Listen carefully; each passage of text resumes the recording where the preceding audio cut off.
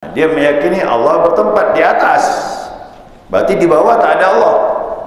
Ini kan kacau jadi.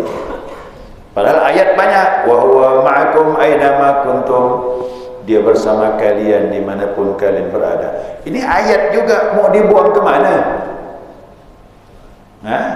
Ngambil satu ayat, buang ayat lain, mana boleh? Ulama tu semua ayat dikumpulkan, baru dibahas, ada kesimpulannya. Kesimpulannya mukhalafatul hawa, di sana kesimpulannya. Jadi beda jauh kita dengan dia. Maka saya katakan sulit untuk mencapai derajat aulia. Untuk jadi wali Allah tak mungkin berakidah seperti itu. Sulitlah. Ibadah boleh, iman seperti itu silakan, tapi untuk dekat kepada Allah kalau tidak pakai akidah ini, sifat 20 ini susah. Karena sudah menyalahi tahap awal sudah salah.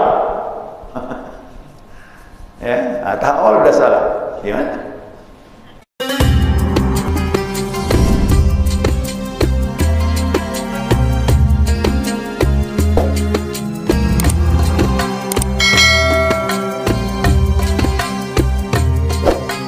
Bismillahirrahmanirrahim. Alhamdulillahi rabbil alamin. Allahumma salli ala nuril anwar wa sirril asrar wa tiryakil aghyar miftahi babil yasar sayyidina wa maulana Muhammadin al-mukhtar wa alihi al-athhar wa ashabil akhyar adada ni'amillahi wa ibadalih. سبحانك لا علم لنا إلا ما علمتنا إنك أنت العليم الحكيم. اللهم ذكرنا ما نسينا وعلمنا ما جهلنا ولا حول ولا قوة إلا بالله العلي العظيم. قال المصنف رحمه الله تعالى ونفعنا بعلومه في الدارين آمين. جماعة الصبح رحمكم الله. السلام عليكم ورحمة الله وبركاته. Alhamdulillah, senantiasa kita mengaturkan pujian dan syukur kita kepada Allah Azza wa Jalla atas limpahan rahmah hidayahnya. Subuh ini kita dapat melanjutkan kajian kita, mudzakarah kita, panduan kita Hidayatus Salikin. Ini subuh ini mengingat-ingat kembali kajian sifat 20. Ini tidak perlu kita uraikan lagi sebagaimana kita kaji sifat 20, cuma untuk mengingatkan. Artinya apa? Sifat 20 ini telah disepakati ulama ahlu sunnah wal jamaah. Nah, siapa yang ingin berjalan untuk mendekatkan diri kepada Allah, akidahnya harus bekal dengan sifat 20 ini, karena dia dasarnya. Nah, nanti tasawuf dan perjalanan, nanti apa yang dirasakan dalam hati dia tidak menyalahi dengan sifat 20 ini yang telah disepakati oleh ulama. Ini diambil dalam kitab Imam Ghazali ini. Kitab Hidayatus Salikin ini diambil dari kitab Bidayatul Hidayah karangan Imam Ghazali. Nah, semua ulama termasuk Imam Ghazali ini ulama-ulama kelas tinggi. Mereka sepakat sudah tidak ada yang menyelamatkan akidah melainkan akidah Ahlus Sunnah wal Jamaah. Yang mana? Dua Ahlus Sunnah wal Jamaah itu, Abu Hasan Asy'ari dengan Abu Mansur Al-Maturidi. Nah, kedua-dua ini adalah dia sifat 20 ni. Tak meleset. Nah, kalau kita mazhab Syafi'i itu kebanyakan ikut Abu Hasan Asy'ari. Makanya akidah kita ni disebut Asy'ariyah. Kalau orang apa akidahmu? Asy'ariyah. Asy'ariyah sifat 20. Sifat 20 disepakati oleh ulama Ahlus Sunnah wal Jamaah. Kalau orang bertanya apa ciri-ciri Ahlus Sunnah wal Jamaah itu? Dia berpaham dengan paham Asy'ariyah atau Al-Maturidiyah. Nah, mazhab Syafi'i ini Indonesia pakai Asy'ariyah, tapi Maturidiyah itu dia mazhabnya Hanafi. Di mana? Nah, India, Pakistan, Turki, sebagian kecil di Mesir. Nah, itu dia mazhabnya Hanafi. Ulama-ulama mazhab Hanafi kalau ilmu akidah ikut Abu Mansur Al-Maturidi, atau disebut mazhabnya Maturidiyah dalam masalah akidah. Nah, kalau kita ini Asy'ariyah. Siapa tu? Abu Hasan Asy'ari. Keturunan daripada Abu Musa Asy'ari, sahabat Nabi Muhammad sallallahu alaihi wasallam. Ketua dia Asy'ari itu. Nah, Abu Musa Asy'ari ini adalah sahabat Nabi yang suaranya indah, suaranya merdu. Makanya kalau Abu Hasan Abu Musa Asy'ari baca Al-Quran, Nabi puji dia. Kau diberi tenggorokan seperti tenggorokan Nabi Daud alaihissalam. Nabi Daud itu terkenal merdunya. Kalau membaca Zabur, Nabi Daud kalau membaca Zabur, merdu betul syair. Burung-burung yang terbang berhenti mendekati Nabi Daud kerana merdunya suara Nabi Daud. Jadi kau jadi imam, kau dapat suara yang merdu, hurufnya betul, suaranya indah, insya-Allah makmum betah. Dibandingkan imamnya suara bas, tu kurang berkesan dia. Ya, baik. Okay. Ini untuk mengingatkan saja ya, untuk hanya mengingatkan kembali. Syahdan gitu dah. Wajib ya pula atas tiap-tiap akil baligh, ya. Akil baligh. Dua asalnya mengetahui barang yang wajib pada hak Allah Ta'ala. Kemarin, mana yang wajib bagi hak Allah Ta'ala itu, dan yang mustahil bagi Allah Subhanahu Wa Ta'ala, dan yang harus, ya, dan yang harus baginya. Tahu yang harus? Jaiz.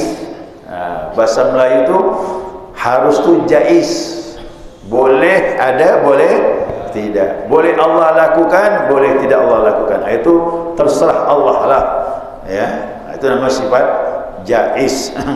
Saya ulangi ya. Wajib pula atas setiap akal baligh itu mengetahui yang wajib bagi hak Allah, yang kedua yang mustahil bagi hak Allah, dan yang ketiga yang harus atau yang jaiz baginya. Dan demikian lagi wajib pula atasnya mengetahui barang yang wajib pada hak segala rasul utusan Allah. Masuklah sifat-sifat Siddiq, apa gitu, amanah, tabligh, fatanah tak dibahas ini ya. Ini sama dengan kitab Miftaul Jannah. Fatanah tidak masuk. Fatanah sudah termasuk Siddiq.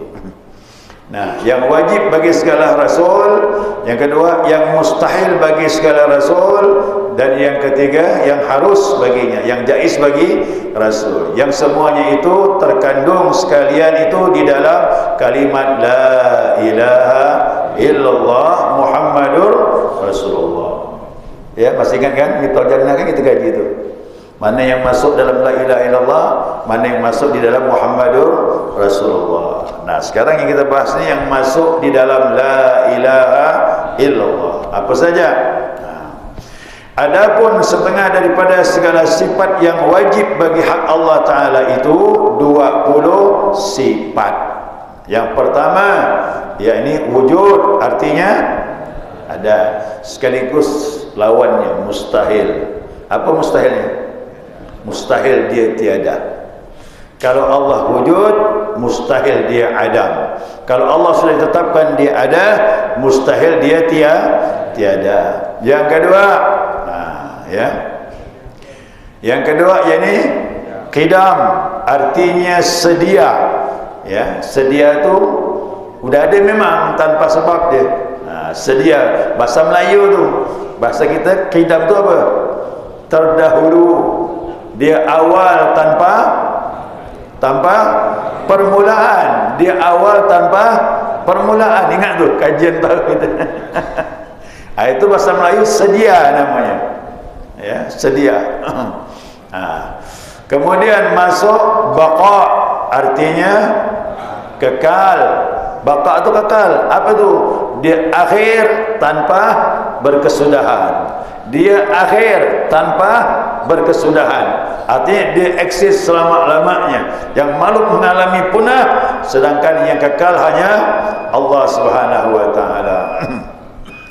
Ya, kemudian masuk yang ke 4, itu mukhalafatul lil hawadith. Barat Melayunya artinya bersalah-salahan ia bagi segala yang baharu. Maksudnya apa? Dia berbeza dengan makhluk. Bersalah-salahan tak sama lah tu. Itu bahasa bersalah-salahan.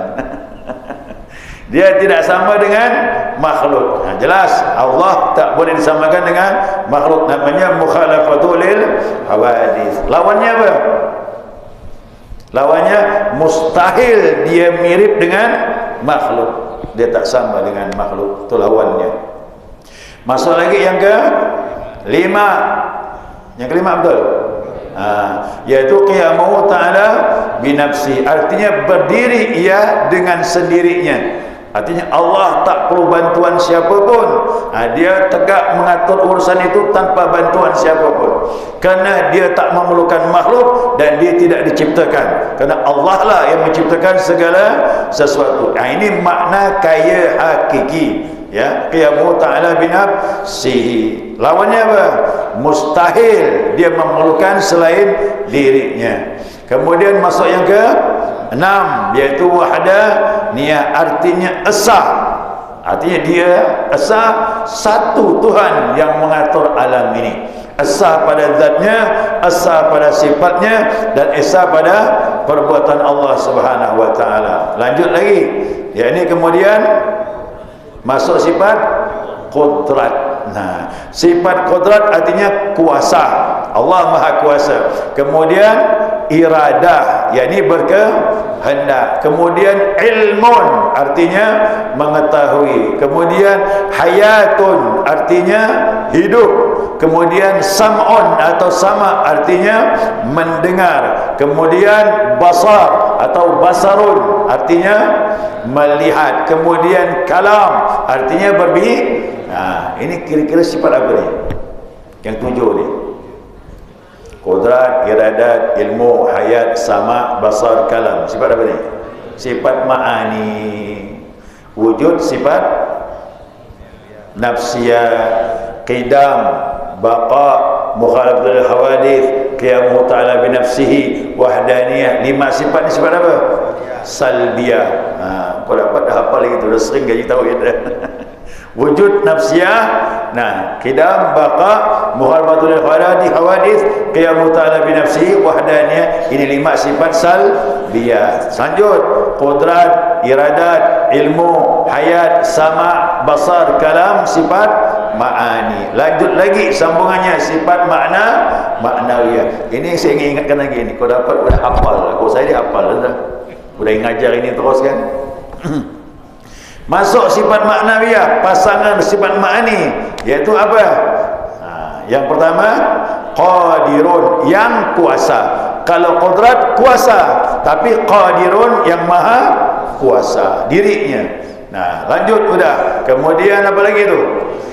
Muridun, yang maha berkehendak. Kemudian alimun, yang maha mengetahui. Hayyun, yang maha hidup. Kemudian lagi sami'un, yang maha mendengar. Kemudian basirun, yang maha melihat. Kemudian mutakallimun, yang maha berkata-kata. Berkata-kata kata dia. Yang maha berkata-kata, yang maha berbicara. Inilah dia sifat ma'ani. Ini dikatakan sifat 20. Nah, sekarang setengah sifat yang mustahil atas hak Allah Ta'ala itu, maka baginya 20 sifat, yaitu dia bilang apa? Lawan dari segala sifat yang tadi. 20 sifat yang wajib, lawannya berarti 20. Digabungkan menjadi 40. Nah, tambah lagi sifat jaiz, sifat harus. Nah, sifat jauh harus bagaimana? Yakni Allah Ta'ala itu maka yaitu berbuat mungkin atau meninggalkan perbuatan dia, yakni harus daripadanya itu, dan harus tiada mengerjakan akan dia. Boleh Allah lakukan, boleh tidak. Yang mana? Mungkinul wujud, alam ini, manusia, langit, bumi, binatang, hewan, lautan, binatang dalam lautan, semuanya namanya mungkinul wujud. Allah mau ciptakan boleh, tak ciptakan pun boleh. Itu namanya mungkinul wujud. Alhamdulillah, kita sekarang ni termasuk mungkinul wujud. Kita ada kerana Allah menghendakinya. Yang tak terjadi berarti Allah tak menghendakinya. Jadi ingat, alam ini Allah ciptakan, tidak ada yang menyuruhnya, maunya dia je lah. Mau diadakan boleh, tak diadakan terserah dia. Jadi jangan sampai kita beranggapan adanya alam ini wajib. Tak wajib. Kita mungkin boleh ada, boleh tidak. Yang wajib berwujud tu hanya Allah Subhanahu wa taala. Ya. Ini cuma mengingatkan jalan ya. Nanti kita bahas mengenai yang wajib bagi segala rasul. Ini banyak nih tentang rasul ni. Sampai wajib diakidahkan, kita wajib meyakini Nabi itu manusia terbaik, ditemani sahabatnya. Nanti dibahas semua tu. Ini mohon maaf ini ya, ini akidah yang sudah disepakati, harus ada di hati kita. Kalau tidak, maka salahlah tauhid kita, salahlah akidah kita itu. Ya, sekira cukup jemaah, sikit ialah tambahnya ni ya. Mungkin ada pertanyaan, silakan. Jadi boleh Allah melakukan, boleh dia meninggalkannya. Artinya dia boleh tidak melakukannya. Ya, ada pertanyaan? Boleh? Satu ya. Kelompok Salafi Wahabi, dia berpahamnya rububiyah, ilahiyah, asma wa sifat. Rububiyah itu Allah sebagai pengatur, uluhiyah Allah disembah. Maka menurut mereka, kalau uluhiyah tak boleh tawassul, tawassul syirik kata dia. Dia bilang begitu. Uluhiyah itu penyembahan murni kepada Allah, tak boleh ada yang masuk di dalamnya, yakni tawassul syirik. Padahal tawassul tidak syirik, tawassul itu tetap menyembah Allah, cuma tawassul sebagai perantara, jalan mendekatkan diri kepada Allah SWT. Mereka tak pakai itu. Tapi tawassul ni Al-Quran, hadis ada dasarnya. Ya ayyuhalladzina amanu wabtaghu ilaihil wasilah. Hai orang yang beriman, carilah jalan wasilah yang memperantarai antara engkau dengan Allah. Ayat Al-Quran. Hadis Nabi banyak, sahabat bertawassul dengan Nabi. Kemarin bab hujan, tawassul Umar dengan siapa? Dan dengan paman Nabi Abbas bin Abdul Muttalib. Umar cerdas, dia tahu mana maksud syirik, mana yang bukan. Umar bertawassul, ya Allah turunkan hujan dengan berkat amminya, pamannya Nabi Muhammad SAW, iaitu Abbas bin Abdul Muttalib. Itulah sahabat. Jadi kita Ahlus Sunnah wal Jamaah beda dengan ini. Dia kuda uluhiyah, tak boleh masuk yang lain. Tawassul pun syirik kata dia. Kita tu tawassul bukan akidah, dia ibadah. Tapi menurut mereka masuk akidah tawassul. Itu yang rusak tu. Kalau kita masuk ibadah, tetap akidah kita la ilaha illallah, yang penentu mutlak Allah. Tawassul ibadah, kerana Nabi buat, sahabat buat, kita ikut ya. Apalagi dia asma wa sifat. Nama-nama tadi itu sama, basar, kalam, itu dia nama-nama Allah. Jadi begitu diuraikan, di sana banyak kejanggalan. Termasuklah keyakinan mereka Allah berada di langit. Itu fatal tu. Buka akidah dia tu begitu, fatal tu dah. Di mana Allah? Di langit gitu dia. Itu dah fatal tu dah. Ya, nanti kita menyesal kau punya keyakinan macam itu. Kenapa? Nanti waktu meninggal Allah akan menampakkan kebesarannya bagi semuanya ini. Waktu meninggal, orang kafir pun akan berkata Allah hak, Muhammad hak, surga hak. Yang punya keyakinan Allah di langit nangis juga. Apa tak nangis? Yalah, Allah jauh di langit. Begitu meninggal Allah nyata. Gimana? Hati-hati. Kita kembali ini Asy'ariyah lebih selamat itu. Ya, sifat 20 ini. Kerana kajiannya tetap dipegang kuat tu. Mukhalafatul lil hawadis. Ayatnya laisa kamitslihi syai'un wa huwas samiul basir. Tak ada sesuatu pun yang menyerupainya. Dia Maha mendengar lagi Maha melihat. Ingat tu, dia tak bertempat. Ya, dia tak bertempat. Adapun mengenai kemarin aras Allah di langit, itu pembahasannya luas. Bukan berarti dia di sana. Ya. Itu dia memang ada akidah dia seperti itu. Rububiyah, uluhiyah, asma wa sifat.